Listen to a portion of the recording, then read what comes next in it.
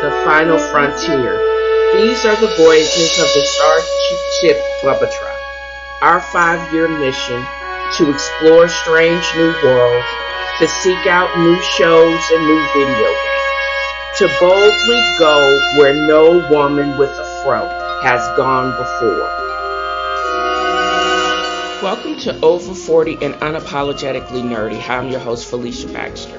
In this episode, it just seems like it has been another week right after Thanksgiving that there have been some really cool things happening in the nerdverse of NASA with great pictures of the day, an announcement for proposal that I'm hopeful to participate in, just stuff that I bought.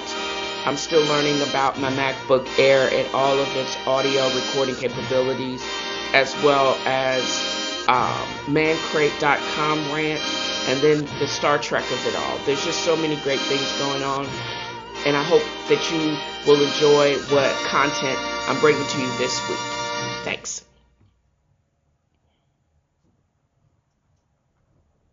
What I've noticed in nerd news or NASA news is they have reported about a day ago the first radish crop harvested on the International Space Station.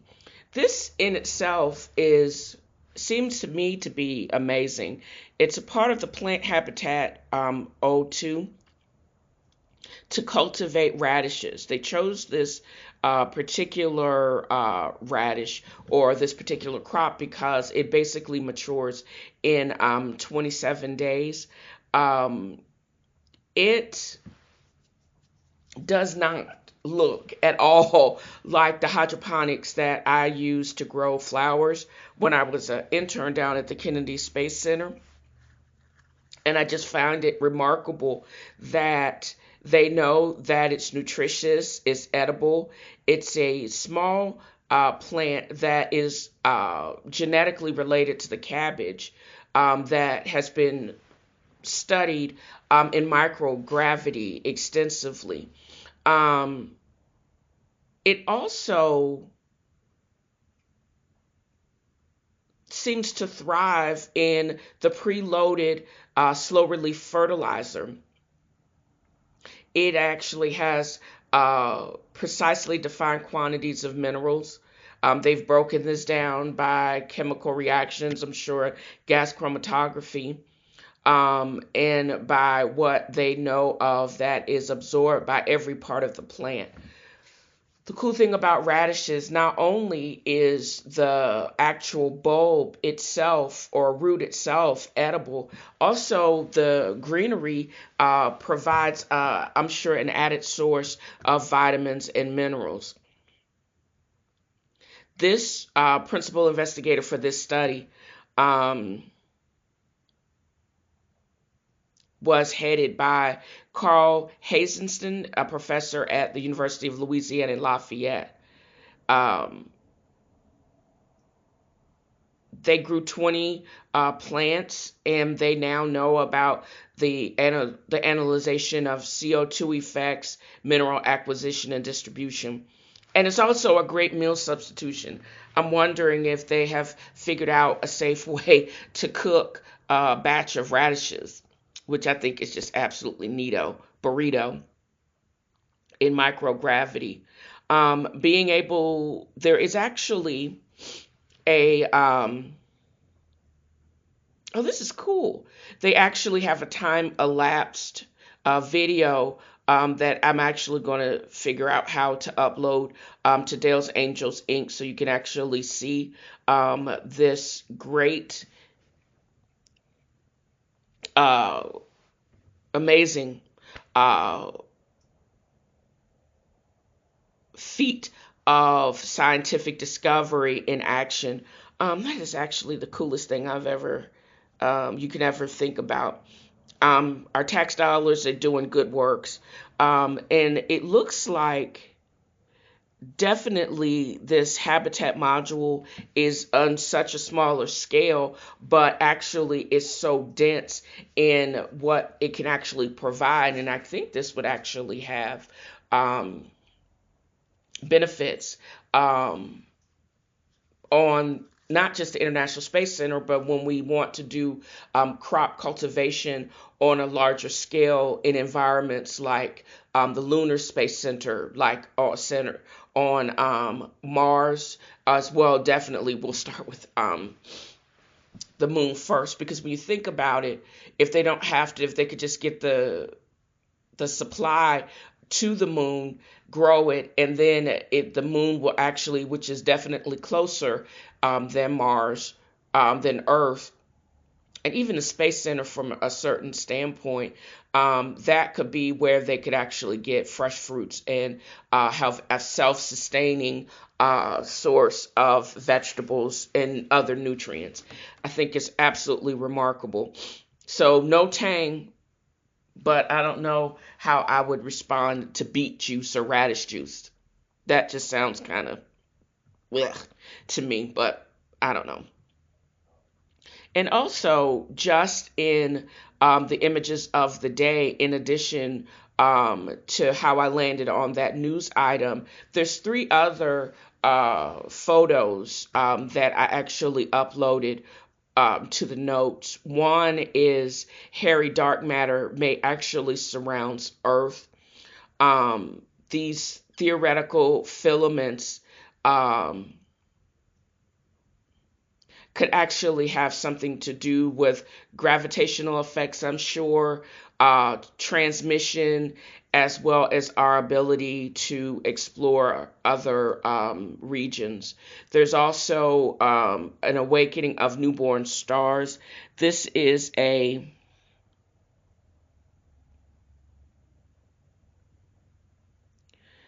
don't know if this is an artist rendition about the birth of new stars in the Orion B molecular cloud complex, which is over 1350 miles away.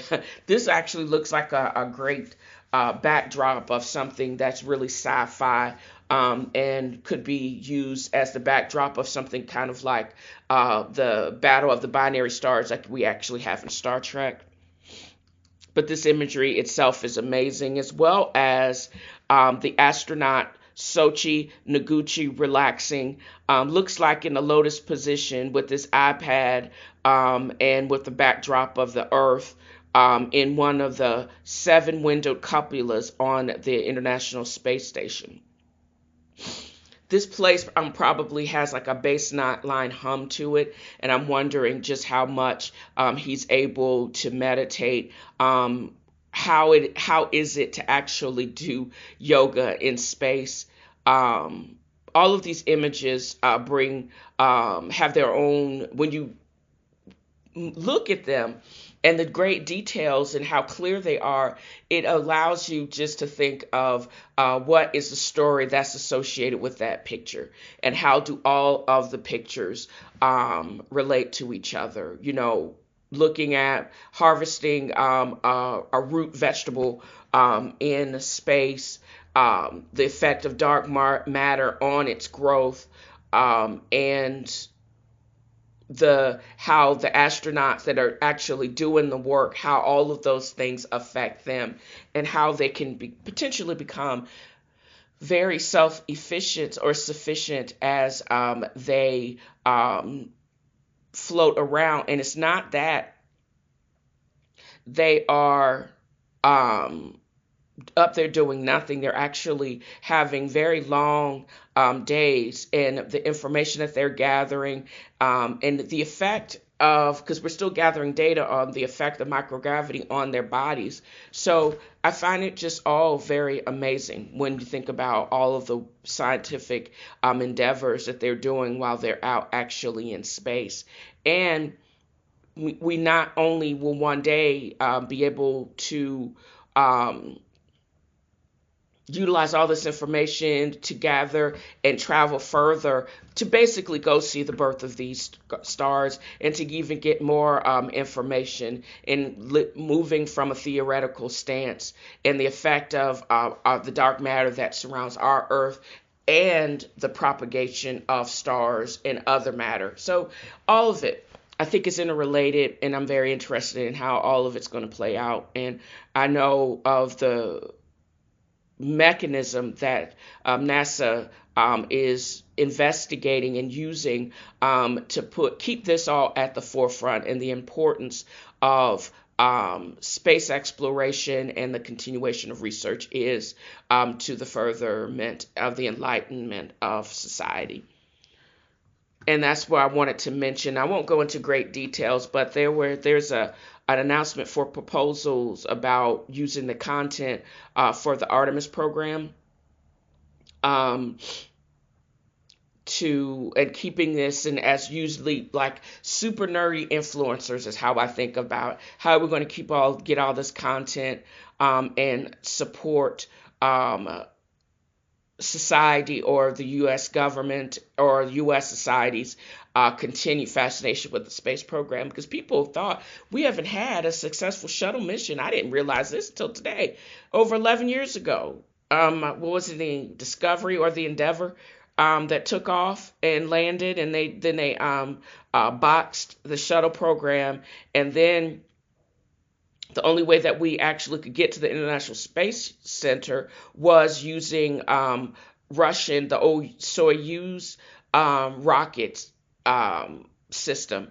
And now Elon Musk and SpaceX, we actually have our own way by utilizing the commercial success of that SpaceX program, utilizing that to transport and reusable payloads to and from the International Space Center. Which I think is remarkable. Also, this actually portends well because the Artemis program is a multi-step program, or a project, I should say, about getting the first male and female back to the moon. The whole goal is to establish the moon and look at the tech, not just nutrient rich, but also the what is it going to use to get us from the moon, and then as a springboard to further exploration, deeper manned missions deeper into our own solar system. We have not explored anywhere, or man has not stepped foot on the moon since I believe 74, 75. So this would be going back, and then building upon the technology and what we already have there to then get to Mars and further explorations. Oh, it would just be great. I think we're going to have to be stronger and lighter to be able to get the speed, so it won't take so long for us to make these round trips. Reusable payloads, more efficient engines, possible warp capabilities, but I think that's a shot in the dark. But I think it's pretty amazing, the technology that's coming out of the Space Center that's not only applicable to everyday's life, but also to just the further advancement of technology and science. And they actually, every now and again, they actually have these call for proposals, and this is a way to basically highlight that particular program that I'm excited about potentially participating in. And I'm doing all of this and doing all this investigation because I bought a MacBook Air. I love this thing. I am still learning about its superior speech to text engine. I found out that the microphone on and off is just F5, the function key F5. I am going to attempt to utilize either QuickTime or some other video editing techniques to create kind of a NASA pick of the day montage with some text or audio associated with it, which is going to be kind of crazy, using compressed photos, or I think I have it actually on my Windows device, where I can create full set and movable persons like a kind of like a live action short. I think I have the capabilities to do it, but I'm not sure. Um, it'll be interesting. I got the idea by the photo of the day of the Japanese astronaut, so we'll see.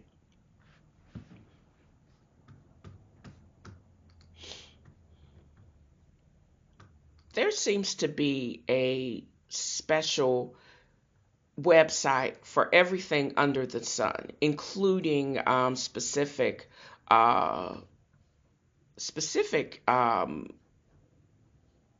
websites catered to gifts for men. We are in the holiday shopping season, and I'm always led to investigate what is actually out there, or I'm always interested in what people are actually trying to get me to buy. One of the, and I think it's hidden behind something because it looks like I did uh, pull it up specifically for this section of the podcast, manscaped.com. I found out about manscaped.com early mornings. I think I have a major sleep disturbance of my own cause because I keep Hulu on loop watching stuff like Dick Van Dyke or whatever. But one of the commercials, because of Hulu Plus, they actually have these commercials, and one of the commercials is man crates. I was wondering about why man crates, why it didn't call gift crates for the discerning individual.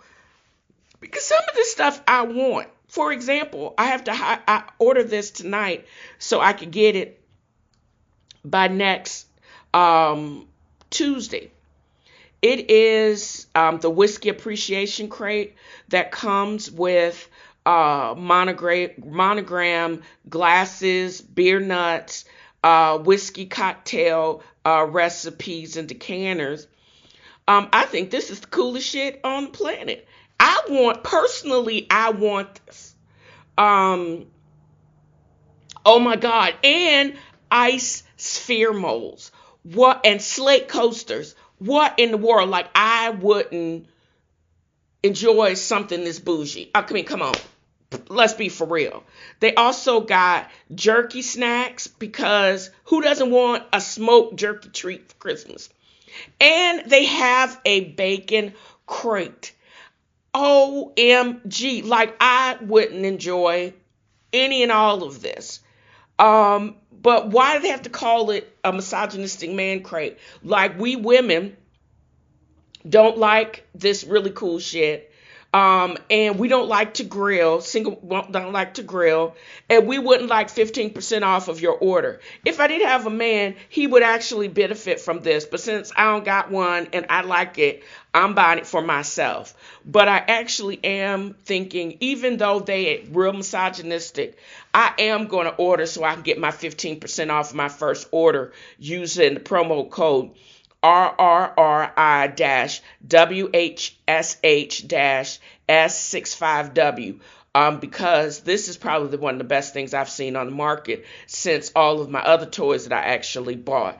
I'm sitting here recording in my Star Trek Discovery flight jacket, as well as looking at my Defiant and USS Corella models that also arrived relatively early this past week. So I'm just saying, this man crate is not just for men, it's also for the discerning woman, non-binary, however you identify, for the holiday season or even beyond the holiday season, even for birthdays. They need to rename it because we need all of this.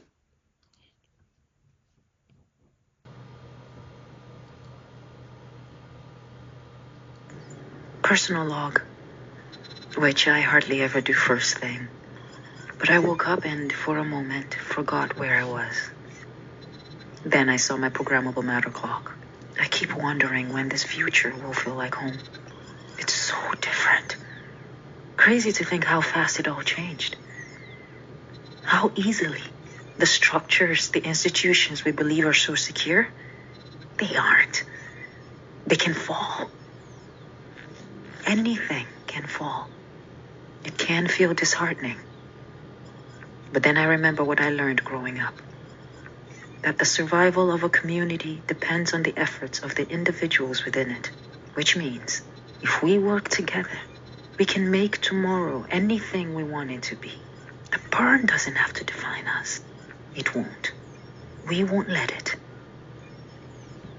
The Star Trek universe is just so in depth.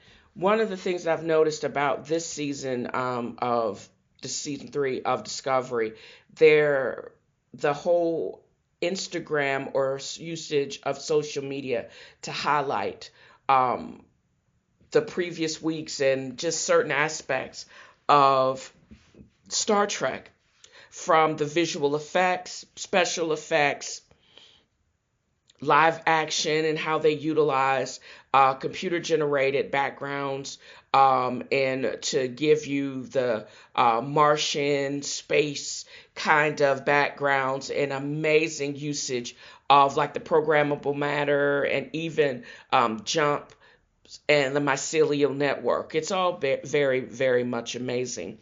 All the merch associated with it, how they've tied all of that in the wiki. But one of the things I'm most impressed with is the Star Trek logs. This week's was just so soothing, and it just basically highlighted how Burnham wasn't the only one that was dealing with stuff, and her place in the Federation and the importance of recreating the Federation, because it is obviously fractured. I also love ships of Star Trek. That's where when I ordered my Defiant model, because I was just very much impressed. I've always loved that little ship that could. How fast it was, and it could basically rip through a Jem'Hadar ship at a glance. I also was thinking that I was ordering a model of the Discovery, but this is another Walker class ship, the USS Corella, and it similar, but not the same. But it's still very beautiful and very sleek in the Star Trek of it all. I've discovered ArtStation as well as Deviant Art, as well as how they create. A lot of this is created for Star Trek Online, these models and how you access them. But they also make great visual representations of everything that's in the producers and director and writers realm, how they recreate these fictional ships and star stations. So I've included all of these pictures in the notes, also a representation of what I've actually bought. And I hope you just enjoy looking at it, and also listening to the audio from Star Trek logs. Thanks.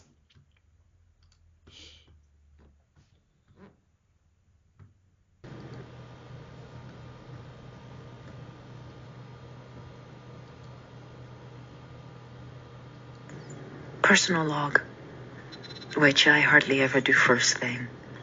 But I woke up and, for a moment, forgot where I was. Then I saw my programmable matter clock. I keep wondering when this future will feel like home. It's so different. Crazy to think how fast it all changed. How easily the structures, the institutions we believe are so secure, they aren't. They can fall. Anything can fall. It can feel disheartening. But then I remember what I learned growing up. That the survival of a community depends on the efforts of the individuals within it.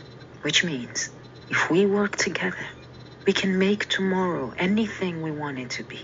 The burn doesn't have to define us. It won't. We won't let it.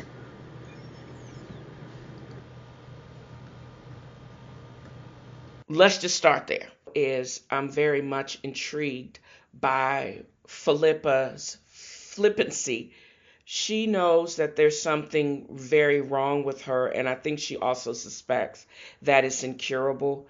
It has to do with interdimensional time travel, and also she's from an alternate universe, and I don't think that the future nor the past uh, Federation medicine understands the significance on her morphology as well as on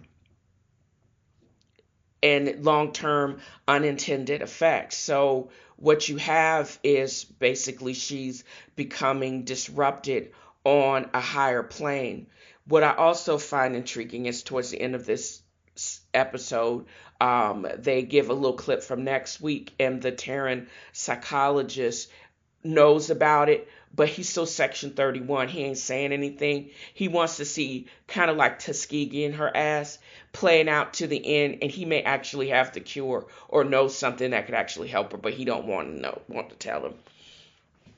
All in the quest for knowledge and for science, I think is bullshit. Like the Osira are on the level of the Ferengi, meaning that they have violated the Prime Directive, contacted pre-warp civilizations, in all for to get whatever they want. Books, Planet, and people were primarily set up because they actually had transporters, and they also had a problem that evidently the Osirians had the solution for. So in Avarice kind of moved, a punk move, a jack move. The Osirians actually swooped down and extracted a pound of blood, and now they're back to for revenge because they want something else. But it also has to do with Ren, the Andorian, the only one that basically stood up to her. And that also is interesting because it has something to do with the last little bit of dilithium, I think, that's in the universe.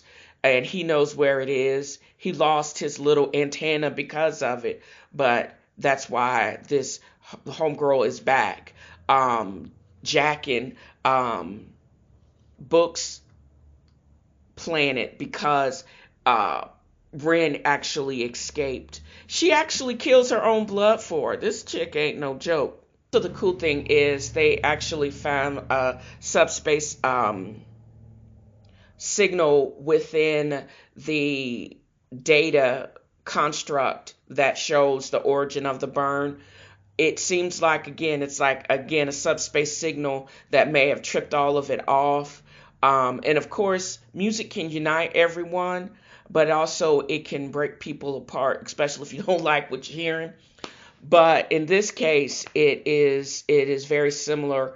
Not only are they able to triangulate and get the origin of the source of the signal, which they're going to have to investigate because it looks like it was a distress signal lost in that nebula. That's where I basically like that picture of the two, the birth of the stars, and now this, the burn data started, the signal that may have tripped off the burn actually started within a nebula. Go figure. But anyways, um, it's on a certain frequency that has a rhythm to it, and it's the same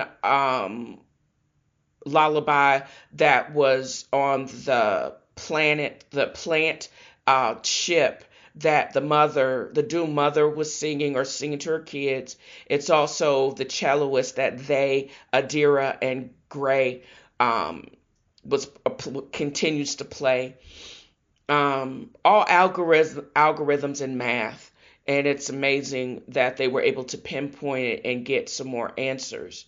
And it's kind of cool when you think about it. Math to the rescue. They kick her ass. The pilot puts Book's ship on manual, and Ren, the Andorian, tells where the vulnerability of the ship is. Book's brother is fine. I'm still tripping out over Book's placement of eyeliner. I don't get that. But what I was anticipating is more fight scenes. I was anticipating Georgio going Georgio on their ass, but she's actually disintegrating at a subatomic level right before our eyes. The significance of the Andorians' knowledge of this is what I need to watch. What is the significance, and what does Ren know that makes this Syrian come after him?